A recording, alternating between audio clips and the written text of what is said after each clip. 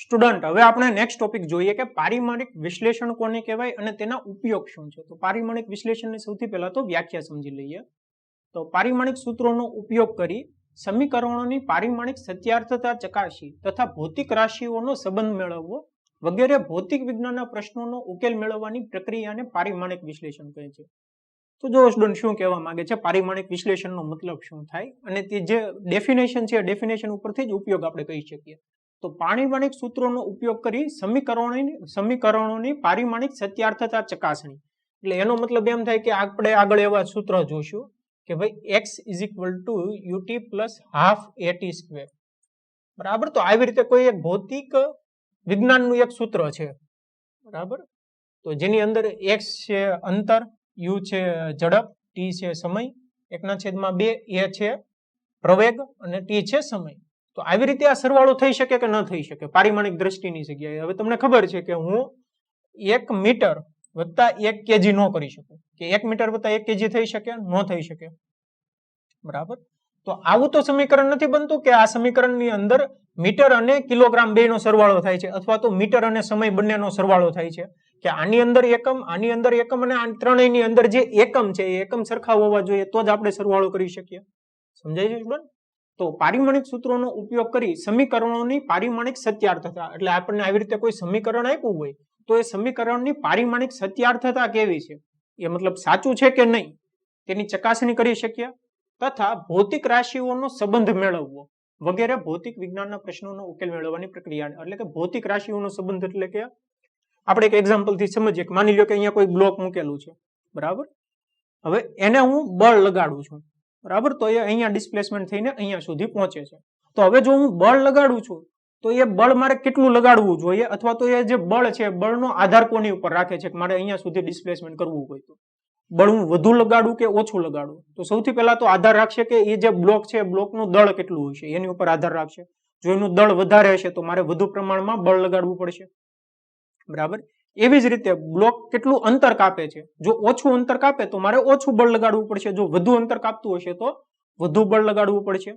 એવી જ રીતે કેટલો સમય લાગે છે, કેટલા સમય માટે હું બળ લગાડું છું, સમય પણ મહત્વનો છે ને, કે મારે જો ઓછા સમયની અંદર અહીંયા સુધી પહોંચાડવું હોય તો મારે વધુ બળ લગાડવું પડે. હવે જો સમય કેવો છે, વધારે છે, તો મારે ઓછા બળ લગાડીને પણ હું ત્યાં સુધી પહોંચી શકું છું. સમજાય છે સ્ટુડન્ટ? તો આપણે જે બળ લગાડીએ છીએ બળનો આધાર કોની કોની ઉપર છે, કે બ્લોકના દળ ઉપર, કેટલું અંતર કાપે છે તે અંતર ઉપર, અને સમય કેટલો લાગે છે તે સમય ઉપર આધાર રાખે છે.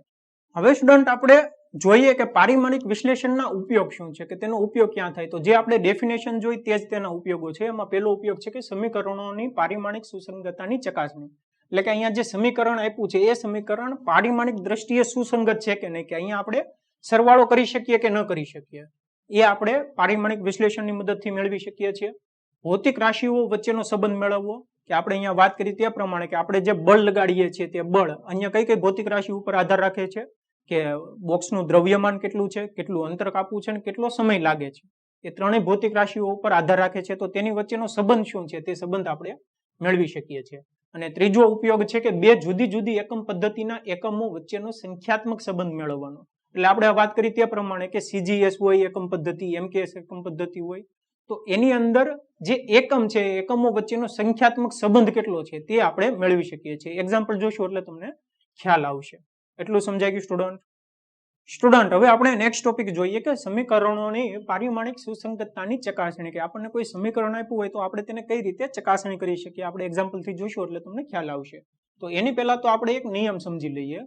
તો કોઈ પણ ભૌતિક રાશિના મૂલ્યોનો સરવાળો અથવા બાદબાકી તો શક્ય બને જો તેમના પરિમાણ સમાન હોય, કે એના પરિમાણ સમાન હોય તો જ આપણે સરવાળો અથવા તો બાદબાકી કરી શકીએ. એટલે આપણે એનું જે માની લો કે 1 મીટર વત્તા 1 કિલોગ્રામ એ બંનેનો સરવાળો નથી કરી શકતા, બરાબર, કે બંનેના જે પારિમાણિક સૂત્ર જોવા જઈએ તો અલગ અલગ છે. તો આ સરળ સિદ્ધાંતને પરિમાણોનો સુસંગતતાનો નિયમ કહે છે, કે આ જે સિદ્ધાંત છે તેને કહેવાય પરિમાણનો સુસંગતતાનો નિયમ.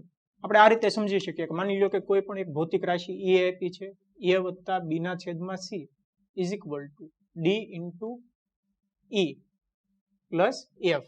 હવે આ સરવાળો તો જ શક્ય છે કે જો a નું પરિમાણ, b ના છેદમાં c નું પરિમાણ, d ઇન્ટુ e નું પરિમાણ અને f નું પરિમાણ એ બધા સમાન હોય તો જ આ સરવાળો શક્ય છે, નહીંતર સરવાળો શક્ય નથી, એવું કે છે સમીકરણોની પારિમાણિક સુસંગતતાની ચકાસણી. બરાબર, એનો નિયમ એવો કે છે.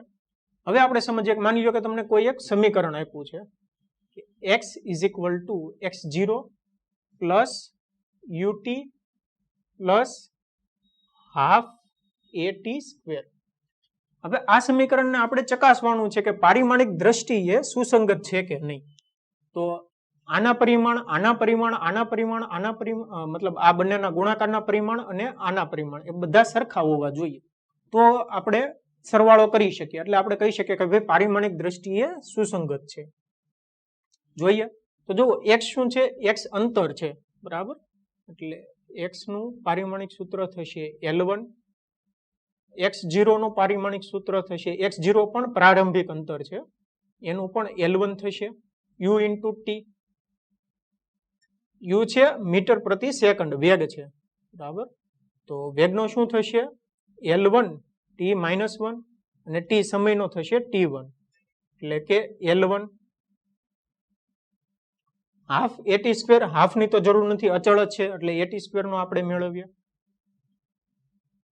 તો at સ્ક્વેર નો શું થશે, એ છે એસેલરેશન મીટર પર સેકન્ડ સ્ક્વેર, એટલે કે L1 પર સેકન્ડ સ્ક્વેર એટલે t-2, t સ્ક્વેર એટલે કે સમયનો વર્ગ એટલે કે t2. તો જો કેટલા થશે, t-2 પ્લસ 2 ઉડી જશે એટલે કે L1 વધ્યા. બરાબર, તો અહીંયા જોવો કે આ જે દરેક પદ છે, દરેક પદના જે પારિમાણિક સૂત્ર છે તે સરખા છે, L1 L1 L1 L1. બરાબર, એટલે એનો મતલબ એમ છે કે આ જે સમીકરણ છે તે પારિમાણિક દ્રષ્ટિએ સુસંગત છે, સાચું છે. બરાબર, તો આવી રીતે આપણે ચકાસી શકીએ કે ભાઈ કોઈ પણ સમીકરણ છે તે પારિમાણિક દ્રષ્ટિએ સુસંગત છે કે નહીં. એટલું સમજાઈ ગયું સ્ટુડન્ટ? માની લો કે તમને બીજું કોઈ એવું સમીકરણ આપ્યું હોત કે ભાઈ f is equal two m into v. m into acceleration આવે, પણ આપણે m ઇન્ટુ v જોઈએ. બરાબર, તો જો કે f નું જે પારિમાણિક સૂત્ર છે તે શું થશે, m1 L1 t-2. તમને ખબર છે. બરાબર, m ઇન્ટુ v નું પારિમાણિક સૂત્ર જોઈએ. તો m ઇન્ટુ v નું પારિમાણિક સૂત્ર શું થાય, m1 v નું શું છે મીટર પ્રતિ સેકન્ડ એટલે કે L1 t-1. તો જો આ બંને પારિમાણિક સૂત્ર સરખા થયા નથી, એટલે કે આ જે સમીકરણ છે તે પારિમાણિક દ્રષ્ટિએ સુસંગત નથી. સમજાઈ ગયું સ્ટુડન્ટ? તો આવી રીતે તમને કોઈ પણ સમીકરણ આપ્યું હોય અથવા તો તમે એક્સપેરિમેન્ટ કરીને કોઈ પણ એક સમીકરણ મેળવો છો, એ સમીકરણ તમે જોઈ શકો છો કે પારિમાણિક દ્રષ્ટિએ સુસંગત છે કે નહીં. એટલું સમજાઈ ગયું સ્ટુડન્ટ? આવી જ રીતે આપણે બીજું એક સમીકરણ લઈએ કે t is equal to 2π square રૂટમાં m divide by f upon x. બરાબર, કે આવી રીતે કોઈ એક સમીકરણ આપ્યું છે, આપણે કહેવાનું છે કે ભાઈ પારિમાણિક દ્રષ્ટિએ સુસંગત છે કે નહીં. તો જો t નો શું થશે, m0 L0 t1. બરાબર, હવે વર્ગમૂળની અંદર m divide by f into x એનું થશે t1. તો આ સમીકરણ સુસંગત છે, નહીતર નથી. તો મેળવીએ, વર્ગમૂળની અંદર m divide by f into x, એટલે કે આ જે કઈ આવશે એની આપણે માઇનસ એકના છેદમાં 2 ઘાત મૂકી શકીએ, પ્લસ 1/2, એટલે આપણે તેની 1/2 ઘાત મૂકી દઈશું. જો m નું શું થશે m1, તો એની આપણે 1/2 ઘાત લઈ લઈએ, વર્ગમૂળ છે એટલે. બરાબર, ગુણાકાર f ના છેદમાં x છે, છેદનો છેદ અંશમાં જાય એટલે કે x અંશમાં આવશે, અને x છે લંબાઈનો. તમને એક્ઝામની અંદર આપી દીધું હોય છે કે ભાઈ m શું છે, f શું છે, x શું છે. f નો થશે L1 અને એની 1/2 ઘાત. બરાબર સ્ટુડન્ટ? છેદમાં f છે, તો f ની શું થશે m1 L1 t-2 ની 1/2 ઘાત, એટલે કે બધાની ઇનશોર્ટ 1/2 ઘાત. તો એને આપણે આ રીતે લખી શકીએ કે ઇઝ ઇક્વલ ટુ, તો m1 L1, સોરી, અને આપણે આ રીતે લખીએ કે આ રીતે જ લખીએ, ચલો, m1 L1 છેદમાં m1 L1 t-2. બરાબર, આખાની 1/2 ઘાત. તો ઇઝ ઇક્વલ ટુ કેટલા થશે, હવે m1 m1 ઉડી ગયા, L1 L1 ઉડી ગયા, t છેદમાં -2 ઘાત છે એટલે અંશમાં આવે તો t ની 2 ઘાત, 1/2 ઘાત આવશે. 2 ઉડી ગયા એટલે કે t ની 1 ઘાત. અહીંયા જુઓ t ની કેટલી 1 ઘાત છે. બરાબર સ્ટુડન્ટ? તો એનો મતલબ એમ છે કે આ જે સમીકરણ છે તે પારિમાણિક દ્રષ્ટિએ સુસંગત છે. આ પારિમાણિક દ્રષ્ટિએ સુસંગત નથી, આ સમીકરણ પારિમાણિક દ્રષ્ટિએ સુસંગત છે. એટલું સમજાય ગયું સ્ટુડન્ટ કે આપણને કોઈ પણ સમીકરણ આપ્યું હોય આપણે કહી શકીએ કે પારિમાણિક દ્રષ્ટિએ તે સુસંગત છે કે નહીં. અહીંયા બંનેના એકમ સરખા આવે છે, બરાબર, એટલે બંનેને આપણે ઇક્વેટ કરી શકીએ. અહીંયા નથી આવતા તો તેને ઇક્વેટ કરી ન શકીએ. હવે જુઓ કે કોઈ પણ સમીકરણ હોય એ પારિમાણિક દ્રષ્ટિએ સુસંગત હોય અથવા તો ન હોય, બરાબર, બે શક્યતા હોય. જો ન હોય તો આપણે સરવાળા બાદબાકી કરી જ નથી શકવાના. પણ કોઈ પણ સમીકરણ માની લો કે પારિમાણિક દ્રષ્ટિએ સુસંગત હોય તો એવું જરૂરી નથી કે તે સમીકરણ સાચું જ હોય. સમજાય છે સ્ટુડન્ટ કે આપણે ભૌતિક રાશિના સમીકરણ સંબંધ મેળવતા હોય ત્યારે આપણને કોઈ એક સમીકરણ મેળવી લઈએ અને એવું જરૂરી નથી કે તે જો પારિમાણિક દ્રષ્ટિએ સુસંગત હોય તો તે સમીકરણ સાચું જ હોય. એટલે આના પછી આપણને બે ઓપ્શન મળે કે તે સત્ય પણ હોય અથવા તો ખોટું પણ હોય. સમીકરણ ખોટું હોય, પારિમાણિક દ્રષ્ટિએ સાચું હોય, બરાબર. જો પારિમાણિક દ્રષ્ટિએ સાચું હોય તો સમીકરણ સાચું પણ હોય અને ખોટું પણ હોય. પણ જો પારિમાણિક દ્રષ્ટિએ ખોટું હોય એનો મતલબ એમ છે કે સમીકરણ હંમેશા ખોટું જ હોય. સમજાઈ ગયું સ્ટુડન્ટ? તો આવી રીતે તમે પારિમાણિક વિશ્લેષણનો ઉપયોગ કરીને કોઈ પણ સમીકરણ છે સમીકરણ પારિમાણિક દ્રષ્ટિએ સુસંગત છે કે નહીં તે મેળવી શકો છો. સમજાઈ ગયું સ્ટુડન્ટ? હવે સ્ટુડન્ટ આપણે એક એક્ઝામ્પલ જોઈએ કે a b અને c ના પરિમાણ મેળવો. આપણને x = a + bt - ct² આપ્યું છે. તો સ્ટુડન્ટ હવે અહીંયા જુઓ કે આ એક્ઝામ્પલની અંદર શું છે કે આ એક્ઝામ્પલની અંદર આપણને ઓલરેડી એક સમીકરણ આપી દીધું છે અને આપણને a b અને c ના પરિમાણ મેળવવાના છે. એનો મતલબ એમ છે કે આપણને જે કઈ સમીકરણ આપ્યું છે તે સમીકરણ પારિમાણિક દ્રષ્ટિએ સુસંગત છે કે પારિમાણિક દ્રષ્ટિએ સાચું છે, બરાબર. એટલે એનો મતલબ એમ છે કે ભાઈ x ના પરિમાણ, a ના પરિમાણ, bt ના પરિમાણ અને ct² ના પરિમાણ બધાના પરિમાણ કેવા છે? સરખા પરિમાણ છે, બરાબર, કે તો જ આપણે સરવાળો અથવા તો બાદબાકી કરી શકીએ. હવે આપણે a b અને c ના પરિમાણ મેળવવાના છે. તો બહુ જ સિમ્પલ છે. જો કઈ રીતે મેળવશું, તમને ખબર છે કે x ના પરિમાણ શું થશે? m0 l1 t0, બરાબર, અથવા તો તમે ડાયરેક્ટલી l1 લખો તો પણ ચાલે. હવે a ના પરિમાણ અને x ના પરિમાણ સરખા થશે એટલે કે l1, બરાબર, કે જે a છે એના પરિમાણ અને x ના પરિમાણ બંને સરખા થવાના તો સરવાળો કરી શકીએ અથવા તો ઇક્વેટ કરી શકીએ. હવે bt ના પરિમાણ જોઈએ તો જો bt ના પરિમાણ કેટલા થશે? l1 જેટલા. તો આના બરાબર હું લખી શકું કે b * t, બરાબર, એટલે કે જોવો કે આના બરાબર જો હું આ રીતે લખી શકાય = b નું પરિમાણ ગુણ્યા t. t કેટલો છે? સમય, એટલે કે t1 = l1 થશે. તો આના ઇમ્પ્લાઇઝ હું લખી શકું કે b બરાબર શું થશે? b નું પરિમાણ કે l1, t અહીંયા છેદમાં વહી આવશે તો t1, એટલે કે l1 t - 1. સમજાય ગયું સ્ટુડન્ટ? બહુ જ સિમ્પલ છે. ct² જોઈએ તો c × t² નું પરિમાણ એટલે x નું પરિમાણ l1.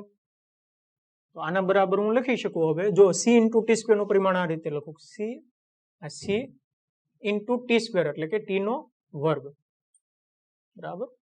તો c ના પરિમાણ મારે જો લખવા હોય તો શું થશે કે l1 છેદમાં t², બરાબર. તો = કેટલા થયા? l1 t - 2. તો આવી રીતે આપણને a b અને c ના પરિમાણ મળી શકે છે, બરાબર. કે આની જગ્યાએ તમને બીજું કોઈ પણ સૂત્ર આપ્યું હોય તો તમે ઇઝીલી કોઈ કોન્સ્ટન્ટ આપ્યો હોય એના પરિમાણ મેળવવાનું કીધું હોય તો તમે મેળવી શકો છો. તો જો a નું પરિમાણ l1 છું, b નું પરિમાણ છું l1 t - 1 અને c નું પરિમાણ છું l1 t - 2. સમજાઈ ગયું સ્ટુડન્ટ?